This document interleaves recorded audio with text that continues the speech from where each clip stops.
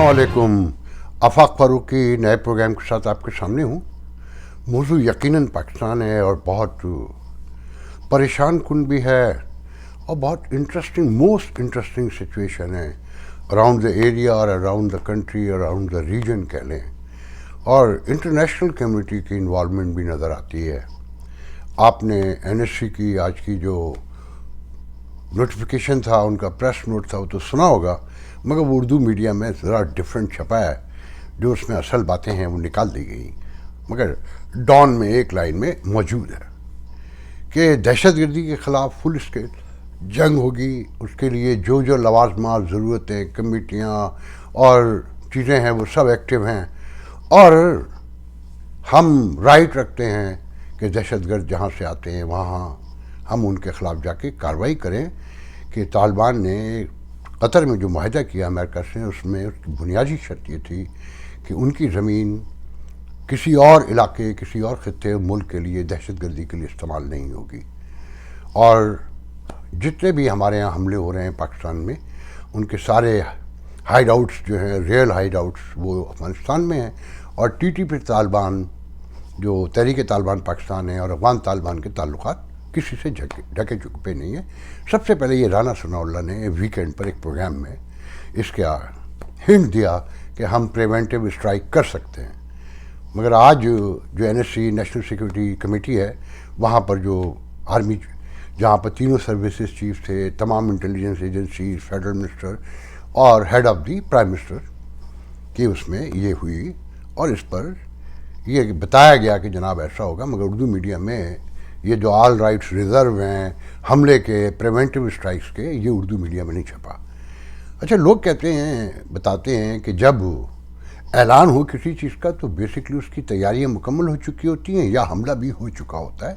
जैसे 65-71 की जंग में अवाम को बाद में बताया गया था हमले हो चुके थे, हमने किए, वहाँ से हुए, ये एक अलग बहस है। तो ये तैयारियां मुकम्मल हैं, और अब मैं यहाँ प्राउडली आपको बहुत प्राउडली ये बताऊंगा कि जब अमेरिका स्ट्रेटेजिक रिट्रीव कर रहा था अमेरिका अफ़गानिस्तान से, और जब हम बार बार रिपीट करता हूँ ये कि फ़तेह मुबीन के नारे लगा रहे थे और हम चाइनीज़ ब्लॉक में जा रहे थे और अमेरिका को छोड़ने के दावे किए जा रहे थे, और कहा जाता था $300 का बजाय वी डोंट केयर, और अमेरिका ने हमें क्या दिया, और अमेरिकन यहाँ कह रहे थे कि हमने डबल खेला। और मिली जो जनरल थे उस वक्त के, वो सेनेट में स्टैंडिंग कमेटी में खड़े वो कह रहे थे कि पाकिस्तान की जो एटमी असासे से लेकर वो सब ख़तरे में नज़र आते हैं और सब दुनिया को सोचना होगा। तो अब ये ऐलान जो है, जिसकी पहले से जो आसार थे वो नज़र आते थे, और साथ में ख़बरें ये हैं कि तालिबान से बलोच जो बागी ग्रुप से मुख्तलिफ, मकरान के एक बागी ग्रुप ने अभी उनसे मर्ज किया है और इल्हाक किया है, और एक पहले किया है, उससे चीन और ईरान भी इनसिक्योर हो गए हैं कि गवादर पोर्ट, CPEC, और फिर सिंकियांग में जो मुसलमानों का वहाँ ऑलरेडी एक इशू है जिस पर पाकिस्तान कभी भी नहीं बोलता, international community specially western world और अमेरिका में उस पर ह्यूमन राइट्स के हवाले से बहुत बड़ी आवाज़ें हैं। फिर साथ में कि जी ईरान बहुत परेशान है कि जी बलोच सुन्नी मूवमेंट, कि उनके सिस्तान के इलाके में जो ईरानी इलाका है वहाँ पर भी सुन्नी बलोच रहते हैं, और ये ईरान जो बलोचिस्तान है हमारा, इसमें भी बलोच सुन्नी रहते हैं, कि इनके दरमियान राब्ते हैं और उसको भी बड़ी परेशानी है। तो ये पूरा एरिया ख़तरे में है, और पाकिस्तान जो है उसका मेन टारगेट है। और कहते हैं कि कराची, लाहौर, पेशावर, इस्लामाबाद, कोयटा, यहाँ तहरीक तालिबान के बहुत बड़े और मजबूत हाइड आउट्स हैं और बहुत मुनज़्ज़म हैं।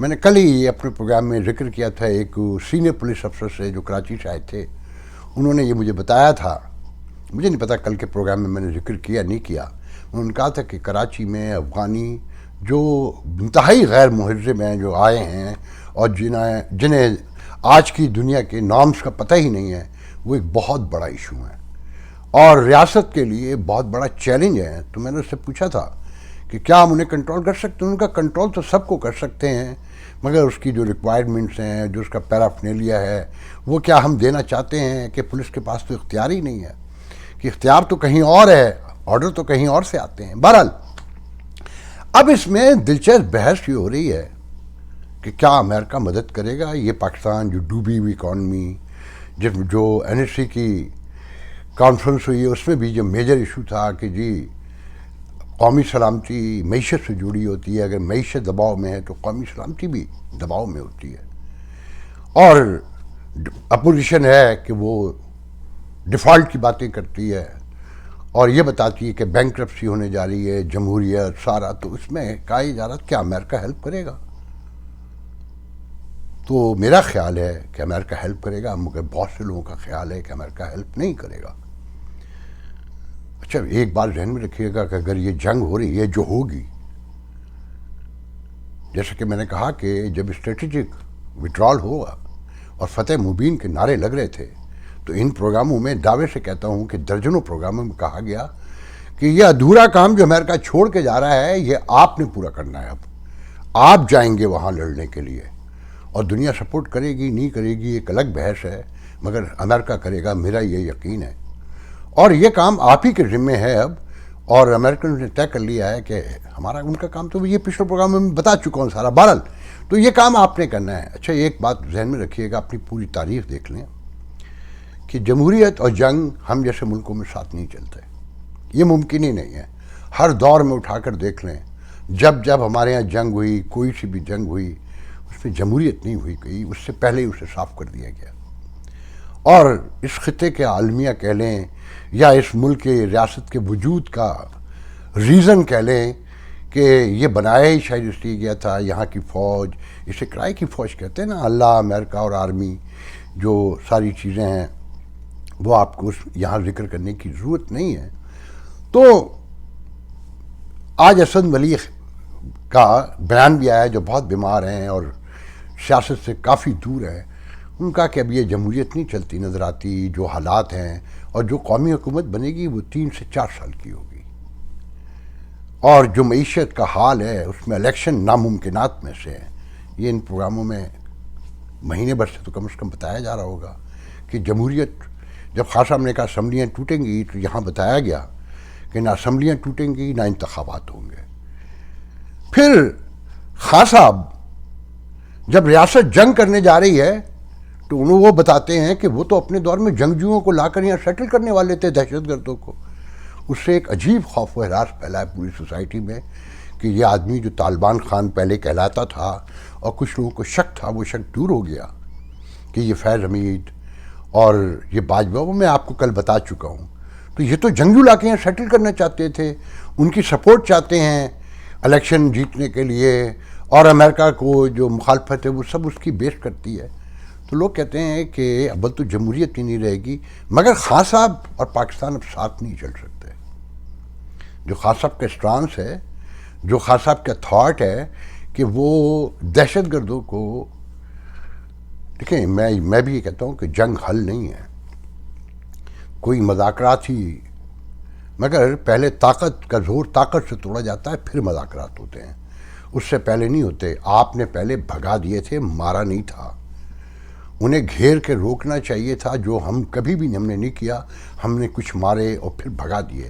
ہم سمجھتے تھے یہ افغانستان سے نہیں لوٹیں گے، کہ ہم افغانستان کے طالبان کو تو ہم اپنا اسٹریٹجی کا اثاثہ قرار دیتے تھے، ایسٹس تھے وہ. انہوں نے آپ سے بٹریل کیا، آپ کی 40 سال کی محنت ضائع ہو گئی. تو اس روشنی میں چیزیں کہ اب پریونٹیو اسٹرائک کی بات آ رہی ہے. ہاں ایسا ہی ہوگا، کیونکہ آپ نے دنیا کے ساتھ زندہ رہنا ہے. اگر ہم نے ویسٹرن ورلڈ، امریکہ کے ساتھ رہنا ہے، جن سے ہماری اکانومی جڑی ہوئی ہے، ہماری ایکسپورٹ جڑی ہوئی ہے، ہمارے 5 ملین کے قریب، 6 ملین بلکہ کہنے چاہیے کہ اوورسیز پاکستانی ہیں، وہ انہی ملکوں میں رہتے ہیں. جو آپ کی منی ٹرانزیکشن ہے، جو زر مبادلہ جنہیں آپ کہتے ہیں، ایک بڑا چنک یہاں سے جاتا ہے، جس کی قربانیاں میں آپ کو بتاتا ہوں کہ روزانہ آج کل کہ یہ ڈالر کس خون میں لتھڑے ہوئے آپ تک پہنچتے ہیں. اس میں کتنی آہیں، کتنے آنسو، کتنی حسرتیں، محرومیاں اور ناکامیاں ان ڈالروں کے ساتھ جڑی ہوئی ہیں. تو یہ ممکن نہیں ہے کہ آپ لڑ سکیں. اور خان صاحب پورے مغرب کو چیلنج کر رہے ہوں، پورے امریکہ کو چیلنج کر رہے ہوں ایک طالبان، ایک دہشت گردوں کے گروہ کو خوش کرنے کے لیے. اور چائنا کیا ہے ان باتوں سے خاص سب کی خوش ہوتا ہوگا؟ جو اٹوٹ انگ کہلاتا ہے ہمارا، ہمالیہ سے اونچا، اس سے ہماری دوستی اور سمندر سے گہرا ہمارا تعلق ہے. پھر کہنے والے تو یہ بھی کہتے ہیں کہ یہ جنگ جو ہے بھارت کے مفاد میں بھی ہے. وہ کیسے؟ کہ اگر طالبان پاکستان پہنچ جاتے ہیں تو بھارت تک آنے میں انہیں کتنی دیر لگے گی، اتنا لمبا بارڈر. پھر ہندوستان میں جو ہندوتوا اور R S S, B J P کی ہندو پرستی اور قوم پرستی، جو ہندو قوم پرستی ہے اور جو مذہبی انتہا پسندی کے حوالے سے پوری دنیا میں ایک شور مچا ہوا ہے بھارت میں، وہاں مسلمانوں میں پہلے بھی انتہا پسندی کہیں نہ کہیں موجود ہے، کشمیر کے حوالے سے ہے اور باقی معاملات کے حوالے سے. مگر جو آج کی مودی حکومت ہے اس نے مسلمانوں کو کہیں سوچنے میں مجبور کیا ہے، اور جب انہیں صلاح سویل اب تسلیم نہیں کریں گے، وہ غلط صحیح ایک الگ بحث ہے. تو وہاں بھی یہ خطرہ ہے کہ یہ ذہن میں رکھیے گا اگر ہندوستان پہلا مسلمانوں کا سب سے بڑا ملک نہیں تو دوسرا لازمی ہے، مگر بحث یہ ہے کہ جی پہلا مسلمان ملک جو ہے دنیا میں سب سے بڑی آبادی ہندوستان میں ہے. تو یہ بھارت کے مفاد میں بھی، اور کہتے ہیں کہ بھارت اپنی سرحدیں محفوظ رکھنے کے لیے امریکہ کے ساتھ، یورپ کے ساتھ، وہ بھی پاکستان کو چپ کر سکتا ہے کچھ، کیونکہ اس کے اپنے مفادات ہیں، مگر ایک سرٹن لمٹ میں رہے گا. تو خان صاحب جو ہیں وہ تو ویسے ہی eliminate نظر آتے ہیں. اس کا طریقہ کار کیا ہوگا، نیالی، جیل. اور کچھ لوگ تو یہاں تک کہتے ہیں کہ خان صاحب اگر جب پاکستان کے ساتھ نہیں چل سکتے تو یہ ممکن نہیں ہے کہ جیل میں رکھا جائے، باہر بھیج دیا جائے. باہر کون قبول کرے گا جو طالبان کا حمایتی ہو؟ تو پھر ان کو خاموش کرانے کا آخری واحد طریقہ دنیا میں ایک ہی ہے. علامہ الحفیظ رحم کرے میرے مالک کہ ہم کتنے لوگوں کی جانیں لیں گے، کیسے لیں گے. ہمارے لوگ سمجھتے کیوں نہیں ہیں کہ ہمارے یہاں تشدد آخر انتہا پر پہنچا ہوا ہے، مگر ہمارے لوگ سمجھ کے بھی نہیں دیتے زندگی کے معاملات کو. تو قومی حکومت کے بارے میں یہاں میں یہ عرض کر دوں کہ قومی حکومت اگر بنے گی، امریکہ مدد کر رہا ہے تو قومی حکومت بھی امریکہ کی ہوگی. یہاں کچھ انفارمیشن بھی ہے اور اس میں تجزیہ زیادہ ہے. کہتے ہیں کہ جو قومی حکومت 3-4 سال کی جب بھی بنے گی، اگر یہ حکومت ابھی ٹوٹ جاتی ہے کسی بھی مسئلے پر، ایم کیو ایم اپنا ووٹ وڈرا کر لیتی ہے، باپ اگر وڈرا کر لیتی ہے اور کوئی نئی کہانی ہے اچانک، وہاں تو اچانک واقعات ہوتے ہیں نا. کہتے ہیں تیاریاں مکمل ہیں اور اس پر خاموشی سے کام ہو رہا ہے. آن بورڈ ہے حکومت بھی، اسے بھی بتا دیا گیا ہے، سمجھا دیا گیا ہے، اس میں سے بھی کچھ لوگ شامل ہوں گے. تو وزیر اعظم ہو سکتا ہے امریکہ سے آئے، اگر وزیر اعظم نہیں تو وزیر خارجہ ضرور آئے گا. میں نے پہلے بھی اشارہ کیا تھا، آج نام لے دیتا ہوں کہ وہ ہیں حسین حقانی، جو اسٹیبلشمنٹ سے تھرو ہو چکے ہیں، جس کے بہت سی گواہیاں پاکستان سے نجم سیٹھی، مجیب الرحمان شامی سے لے کر بہت سارے ٹیلی ویژن اینکر دے چکے ہیں، خبریں آ چکی ہیں. آج اس حسین حقانی نے، خان صاحب نے جو کل بیان دیا ہے کہ میرے خلاف لابنگ کرتا تھا حسین حقانی باجوہ کے کہنے پر، تو آج حسین حقانی نے اسٹیٹمنٹ جاری کیا ہے کہ وہ کورٹ آف لا میں لے کر جا رہے ہیں جناب محترم عمران خان صاحب کو، کہ ان کا کہنا ہے حسین حقانی کا کہ جس فرم کو انہوں نے لابنگ کے لیے ہائر کیا، اس فرم کے لیے انہوں نے صرف سوشو پولیٹکس اور اکنامکس آسپیکٹ میں کچھ ریسرچ ورک کر کے دیا، جو امریکہ میں قطعی طور پہ قانونی طور پہ لابنگ نہیں ہے، ایک ورک ہے ریسرچ ڈیٹا کلیکشن کا جو میں نے کیا ہے. اور خان صاحب نے یہ میرے خلاف پروپیگنڈا بند نہیں کیا تو میں انہیں کورٹ آف لا میں لے کر جاؤں گا. یہ آج کی تازہ ترین اپڈیٹ ہے. وہ حسین حقانی وزیر خارجہ ہو سکتے ہیں، اور کہنے والے یہ کہتے ہیں کہ امریکہ اور پاکستان کے درمیان اس جنگ کے پورے سینیریو میں جو معاملات طے کیے ہیں وہ حسین حقانی نے کروائے ہیں. اور جو ملاقاتیں کہا جاتا ہے کہ اجیت ڈوول جو سیکیورٹی نیشنل سیکیورٹی ایڈوائزر ہیں بھارت کے، ان سے جو باجوہ کی اور محیط پیرزادہ کی اور فیض حمید کی، محیط یوسف کی اور فیض حمید کی ملاقاتیں ہیں، مجھے نہیں پتا کہ ان میں سے کتنا سچ ہے. یہ ملاقاتیں حسین حقانی نے کروائیں. یہاں پر بھی ارینج جو باجوہ صاحب آئے تھے وہ دورہ محترم جناب حسین حقانی نے کیا، اور یہ کمٹمنٹ بھی حسین حقانی نے پہنچائی ہے کہ اگر طالبان کے خلاف امریکہ جو سمجھتا ہے کہ یہ دہشت گرد وہاں جمع ہو رہے ہیں، داعش ہے، تو خبریں موجود ہیں، طالبان اور وہ حملے بھی وہاں اراؤنڈ میں بھی کر رہے ہیں، باہر بھی نکل سکتے ہیں پہلے کی طرح، القاعدہ بھی وہاں پر موجود ہے. تو حسین حقانی نے کہا جاتا ہے، یقین دلایا گورنمنٹ آف پاکستان کو کہ امریکہ فلی انڈوز تو کرے گا ہی، معاشی ہیلپ بھی کرے گا. اور جیسے پہلے کولیجن فنڈ سے پتہ نہیں کیا وہ ساری چیزیں میرے آپ کو سب کو معلوم ہے کہ جناب ویپن سے لے کر مطلب پیسے آئیں گے، مگر کچھ لوگوں کا اصرار ہے کہ نہیں اب ایسا نہیں ہوگا، اس پیمانے پہ نہیں ہوگا، ہاں کہیں تھوڑا بہت ہوگا.